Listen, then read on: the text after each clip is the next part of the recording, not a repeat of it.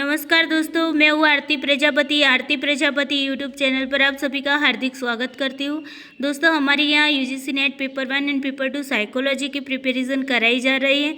आज का हमारा जो टॉपिक है वो रिसर्च का है और उसमें आज हम देखने वाले हैं रिसर्च इथिक्स के बारे में, यानी कि शोध नैतिकता के बारे में आज हम देखने वाले। ओके, तो सबसे पहले अपने दोस्तों को ये वीडियो शेयर कर दीजिए और इस वीडियो को आप लाइक कर दीजिए और इस चैनल को सब्सक्राइब कर लीजिए ताकि इस चैनल पर जो भी वीडियोस डालती हूँ उसकी नोटिफिकेशन आपको टाइम पे मिलती रहे। ओके, देखिए दोस्तों, शोध नैतिकता के बारे में बता दूँ तो आप सभी को, आपने अगर प्रीवियस ईयर के पेपर्स देखे होंगे तो आपको वहाँ पर एक क्वेश्चन तो शोध नैतिकता का मिलेगा ही मिलेगा। ओके, तो यहाँ से क्वेश्चन हर बार आता है, तो ये जो टॉपिक है वो आप सभी के लिए बहुत ही इम्पोर्टेंट है और इसीलिए यहाँ पर आप ध्यान से इसे समझने की कोशिश कीजिएगा। यहाँ पर अगर आपका शोध नैतिकता का कॉन्सेप्ट क्लियर हो जाएगा तो अगर आपको कुछ भी क्वेश्चन घुमा फिरा कर पूछेंगे तो भी आपको कोई भी दिक्कत नहीं होगी। ओके, चलिए दोस्तों, चलते हैं टॉपिक की ओर। सबसे पहले बात करते हैं कि शोध नैतिकता आखिर है क्या। ओके, तो देखिए, शोध नैतिकता यानी कि रिसर्च में जो नैतिकता बरतनी होती है वो किस तरीके की होती है। तो वहाँ पर देखिए, शोध नैतिकता का मतलब है कि हमारे पास हम जो रिसर्च करने वाले हैं वो रिसर्च हमें कैसा करना चाहिए, पक्षपात को ध्यान में न रखकर, यानी कि हमें किसी के भी साथ पक्षपात नहीं करना है। ईमानदारी पूर्वक हमें ये रिसर्च करना है। रिसर्च में जो भी हमें आंकड़े मिल रहे हैं उन आंकड़ों को हम वास्तविक रूप से उसे एक्सेप्ट करना है, ना कि उसमें आपको कुछ घटाना है या ना ही आपको अपने आप से कुछ उसमें जोड़ना है। ओके, जो जैसा है वैसा ही आपको उसे क्या करना है, एक्सेप्ट करना है। और आप जिनसे भी अगर हेल्प ले रहे हैं तो उन सभी की, यहाँ पर आपकी जो रिसर्च थीसिस बना रहे हैं तो उस रिसर्च थीसिस में आपको वहाँ पर उन सभी का उल्लेख भी करना होगा और उनका आपको आभार भी व्यक्त करना होगा। ओके, और आप जब भी किसी के डाटा को ले रहे हैं या फिर किसी की कॉपी कर रहे हैं तो उनको बिना बताए आप किसी भी चीज़ का कॉपी नहीं करेंगे। ओके, आपको अगर किसी के पास से कुछ भी जानकारी लेनी है तो उनसे पूछकर आपको यहाँ पर जानकारी लेनी होगी। ओके, चलिए देखते हैं शोध नैतिकता में क्या क्या होता है। तो सबसे पहले ईमानदारी रखनी है हमें, ईमानदारी पूर्वक हमें रिसर्च करना है। ओके, जो भी स्टेप्स हो, हर स्टेप्स में, रिसर्च के हर स्टेप्स में आपकी शोध नैतिकता होगी, यानी कि आपकी जो भी हाइपोथेसिस निर्माण से लेकर आपकी जो लास्ट रिपोर्ट आप तैयार करते हैं तब तक में आपको सभी स्टेप्स में आपको शोध नैतिकता बरतनी है। ओके, यानी कि वहाँ पर आपको शोध नैतिकता यूज़ करनी, ईमानदारी पूर्वक आपको वहाँ पर काम करना है। ओके, उसके बाद न्यायनिष्ठता। न्यायनिष्ठता का मतलब है आपको किसी के भी साथ पक्षपात नहीं करना है। ओके, जो जैसी कंडीशन में जो आंकड़े आपको मिले हैं, जिस हालात में मिले हैं, उसका जो भी रिजल्ट निकल रहा है उसे आपको क्या करना है, एक्सेप्ट करना है। वहाँ पर आपको किसी के भी साथ पक्षपात नहीं करना है। उसके बाद वस्तुनिष्ठता। वस्तुनिष्ठता का मतलब है कि आपको यहाँ पर जो भी आप रिसर्च करेंगे तो आपको डाटा कलेक्ट करना पड़ेगा। जब आप डाटा कलेक्ट करने जाएंगे तो वहाँ पर आपको क्वेश्चन आयर का यूज़ करना पड़ेगा। तो जहाँ पर आप क्वेश्चन आयर यूज़ करते हैं तो वहाँ पर आप मुक्त प्रश्नावलियों का उपयोग नहीं करेंगे, बल्कि उसकी जगह क्या करेंगे, आप वहाँ पर जो ऑब्जेक्टिव क्वेश्चन आयर होते हैं, यानी कि हेतुलक्षी जो प्रश्न होते हैं उसका ही आप क्या करेंगे, यूज़ करेंगे। ओके, फिर क्रमबद्ध। तो हमारा जो रिसर्च होगा वो कैसा होना चाहिए, क्रमबद्ध होना चाहिए। ओके, क्रम में उसे स्टेप बाय स्टेप आपको वहाँ पर सारी प्रोसेस करनी होगी। फिर आनुभाविक साक्ष्य। आनुभाविक साक्ष्य का मतलब क्या होता है दोस्तों, तो जो भी हमें अनुभव से जो रिकॉर्ड मिले हैं, जो भी साक्ष्य मिले हैं, उन्हीं को आपको अपनाना है। ओके, अगर आप ऐसा नहीं करते हैं तो इसका मतलब ये होता है कि आपने शोध नैतिकता का भंग किया है। ओके, तो यहाँ पर आपको खुद से अनुभव से, अपने अनुभव से वहाँ पर डाटा को कलेक्ट करना है, ना कि किसी के कहने पर आपको उस डाटा को आपके रिपोर्ट में लिखना है। कुछ लोग क्या करते हैं कि खुद वहाँ पर जाते नहीं या फिर खुद से कुछ कार्य करते नहीं और किसी के पास कार्य करवाते हैं। मान लीजिए कि कोई पर्सन है और जॉब कर रहा है, उसके पास टाइम नहीं है और फिर उसका जो पीएचडी का जो 3 साल होते हैं वो पूरा होने के एंड में होता है।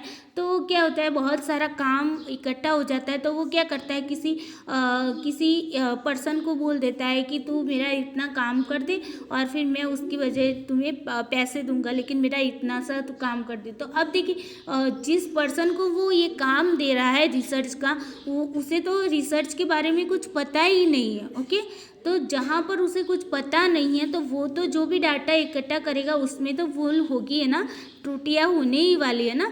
तो यहाँ पर ऐसी त्रुटियों को लेकर अगर आप अपना डाटा कलेक्ट करके उसका एनालिसिस करते हैं और उसके आधार पर कुछ कंक्लूजन निकालते हैं, तो फिर क्या होता है कि आपको वहाँ पर आपने क्या किया, यहाँ पर कोई भी आपने नैतिकता नहीं रखी, यानी कि आपने यहाँ पर नैतिकता का भंग किया है। ओके, हमें रिसर्च में जो जैसा है वैसा ही उसे एक्सेप्ट करना है और वास्तविकता को एक्सेप्ट करना है। हमने खुद को अपने अनुभव से वहाँ पर डाटा को कलेक्ट करना है, उसका एनालिसिस करना है। ओके, उसके बाद देखते हैं तथ्यों वास्तविक तो होनी चाहिए। जो भी आप तथ्य उसमें इकट्ठा करते हैं वो कैसे होनी चाहिए, वास्तविक होनी चाहिए। ओके, ना कि काल्पनिक। यहाँ पर काल्पनिकता को कोई भी स्थान नहीं होता। तो यहाँ पर आप जहाँ पर काल्पनिकता को यूज़ करेंगे तो उसका मतलब हो जाएगा कि आपने क्या किया, शुद्ध नैतिकता का भंग किया। ओके, तो यहाँ पर किसी भी प्रकार का काल्पनिकता का यहाँ पर कोई भी प्रकार का कुछ भी नहीं करना है। ओके, उसके बाद देखते हैं शुद्ध वर्णन। तो शुद्ध वर्णन की बात करूँ तो यहाँ पर क्या होता है कि आपको जो भी करना है वो शुद्ध वर्णन करना है, यानी कि जो जैसा है उसे आपको वहाँ पर बताना है। ओके, यहाँ पर आपको अपना जोड़ के कुछ भी नहीं रखना है, यानी कि कुछ लोग क्या करते हैं अपनी सृजनात्मक शैली में वहाँ पर कुछ लिख देते हैं, तो ऐसा कुछ भी आपको करना नहीं है। ओके, जो जैसा ही आपको मिले हैं, डाटा मिले हैं, आपने जो भी हाइपोथेसिस बनाई है, उसका जो भी टेस्टिंग किया है, जो भी टेस्ट अप्लाई किया है, उसके आधार पर जो भी कंक्लूजन मिला है, उन सारी बातों को जो जैसी स्थिति में मिला है उसी स्थिति में आपको वहाँ पर रिसर्च रिपोर्ट में बताना है। ओके, फिर पूर्वाग्रहित वर्णन।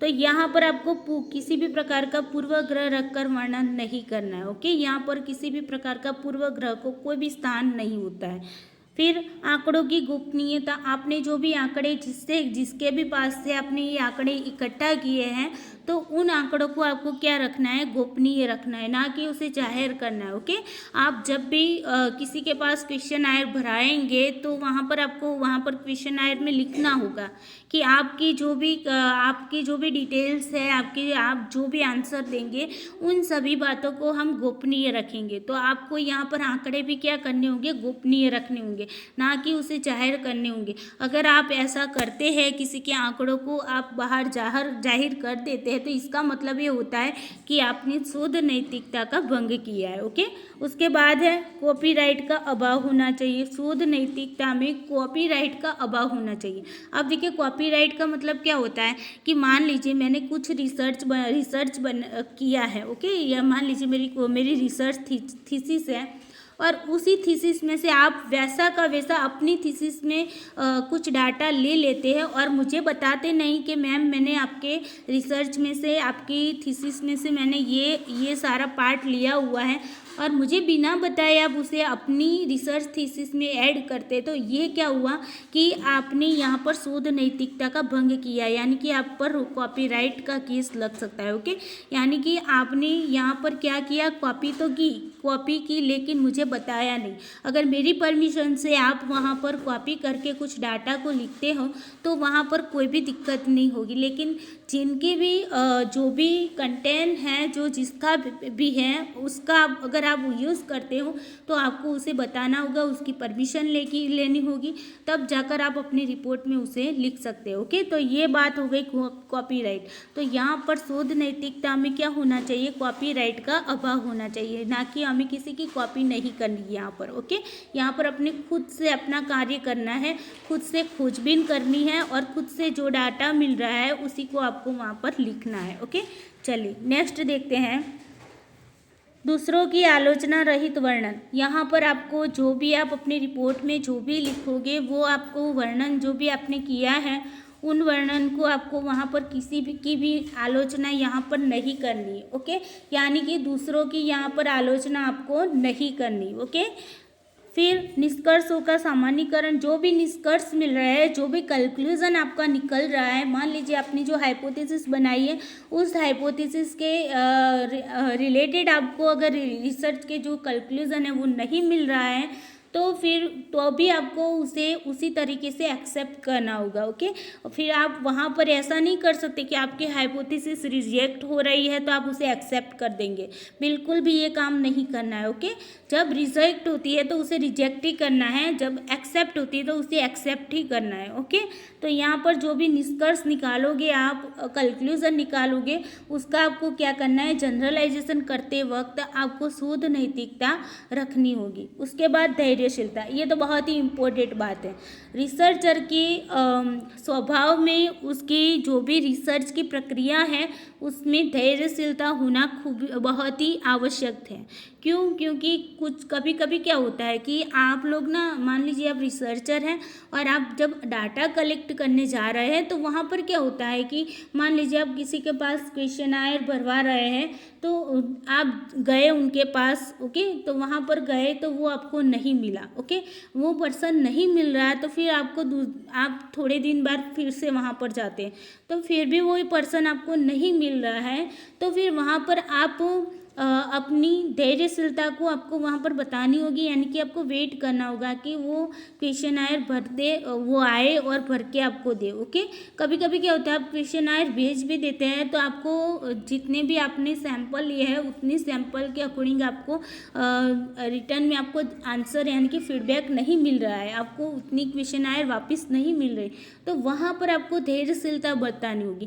धैर्यशीलता आपके रिसर्च के हर स्टेप्स में धैर्यशीलता की ज़रूरत होगी। ओके, फिर देखते हैं शोध की वास्तविकता। तो शोध की वास्तविकता को आपको क्या करना है, अपने रिपोर्ट में बतानी है, ना कि उसमें काल्पनिकता को वहाँ पर बतानी है। आपको किसी भी प्रकार की काल्पनिकता वहाँ पर नहीं बतानी है। जो वास्तविकता में जो भी आपको डाटा मिले है, जो भी मिला है उसे वैसे कि वैसे आपको क्या करना है, बताना है। ओके, शोध नैतिकता शोध के सभी चरणों में होती है। यहाँ से क्वेश्चन आया हुआ है, 2-3 क्वेश्चन इसी से बने हुए हैं, मेरे ध्यान में आए हैं। ओके, तो 2019 में तो नहीं पता, लेकिन कब आया था मेरे ध्यान में ये क्वेश्चन आया हुआ है कि शोध नैतिकता शोध के कौन से चरणों में होती है, ये क्वेश्चन पूछा गया था।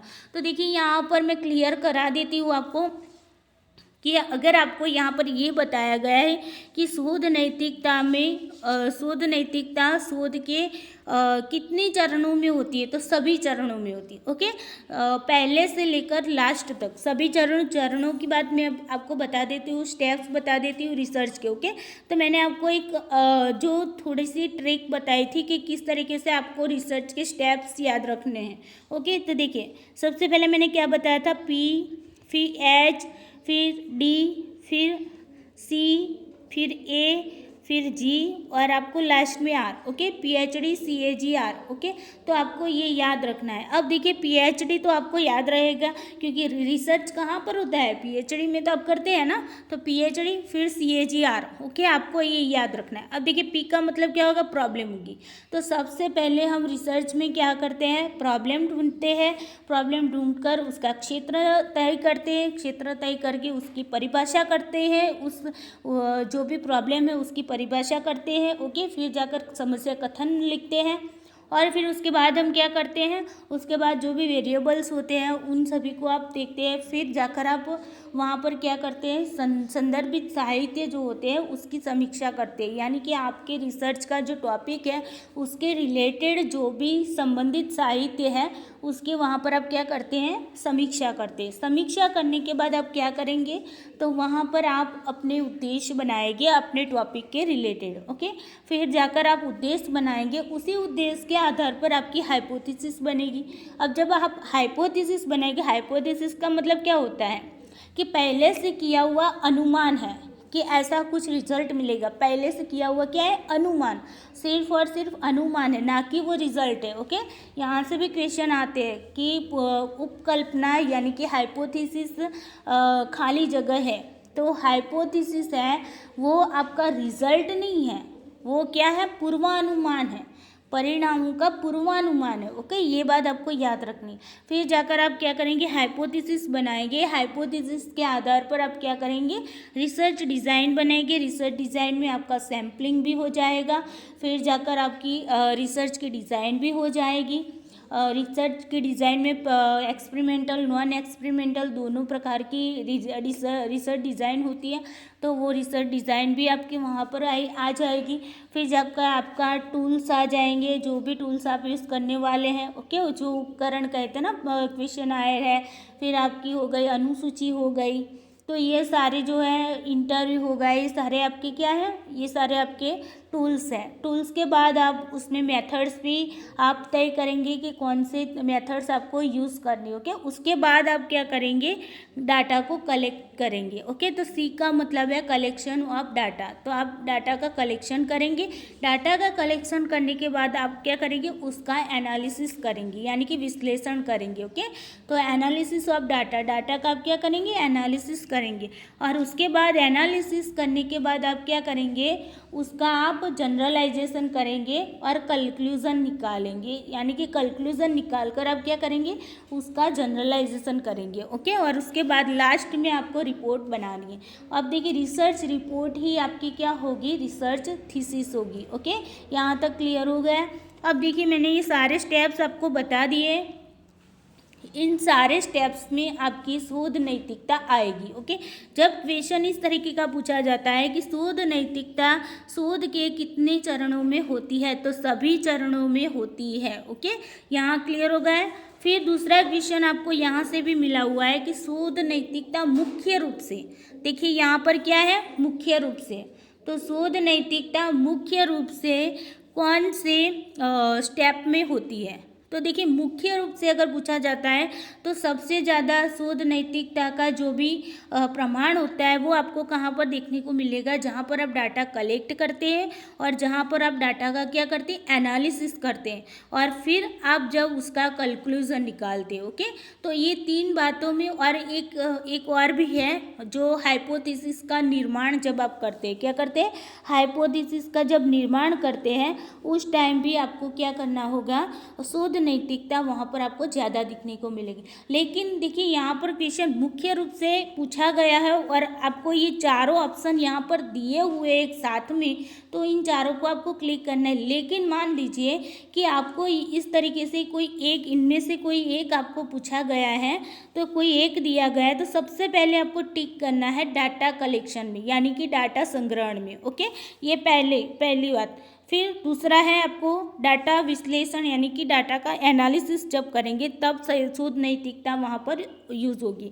ओके, फिर तीसरे में आपको निष्कर्ष में, और चौथे में आपको हाइपोथेसिस निर्माण। ओके, तो ये चार मुख्य रूप से यहाँ पर शोध नैतिकता क्या होती है, देखने को मिलती है। ये चार स्टेप में ज़्यादा देखने को, वैसे तो सभी स्टेप्स में होती है, लेकिन चार स्टेप्स में आपको ज़्यादा दिखने को मिलेगी। ओके, तो यहाँ पर देखिए, ये चारों ऑप्शन आपको एक साथ नहीं दिए होंगे। ओके, अगर दिए होंगे तो उसके साथ अदर ऑप्शन भी दिए होंगे और आपको मुख्य रूप से पूछा जाएगा, तो यहाँ पर आपको ये चारों के चारों आंसर लगाने। लेकिन ऐसी कंडीशन ना हो और आपको ये दिया गया हो, डाटा कलेक्शन और निष्कर्ष दोनों को साथ में दिया हो, और फिर नीचे जो भी ऑप्शन बनते हैं वो अदर ऑप्शन दिए गए हैं, तो सबसे पहले आपको डाटा कलेक्शन वाला ऑप्शन चूज़ करना है। ओके, अगर मान लीजिए आपको डाटा एनालिसिस के साथ कंक्लूजन दे दिया है, ये दोनों साथ में नहीं देंगे आपको। ओके, ये दोनों आपको साथ में नहीं देंगे। अगर साथ में दिया है तो साथ में उसे